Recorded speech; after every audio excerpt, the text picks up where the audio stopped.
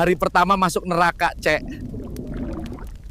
Tag teman kalian yang pengen join ke neraka.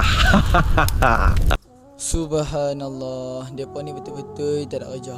Dia main pula dengan mempersendakan neraka menggunakan AI. Neraka bukanlah satu perkara yang boleh kita jadikan sebagai bahan gurauan, bahan untuk bergurau senda, tak boleh. Tambah-tambah lagi mempersendakan lagi tak boleh.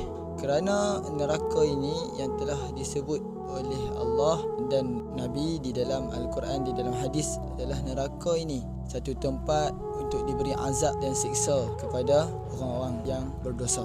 Nabi bersabda dalam satu hadis sahih, Nabi kata, jika kamu tahu apa yang aku tahu, nescaya kamu akan sedikit ketawa dan banyak menangis. Sebab Nabi dah pernah tengok syurga dan neraka. Waktu bila? Waktu Nabi di Isra' dan Mi'rajkan, dan malaikat Jibril bawa Nabi tengok neraka dan syurga.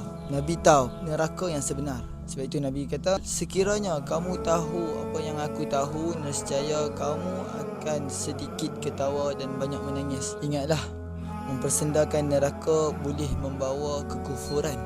Jadi bertaubatlah, peliharalah lidah dan hati.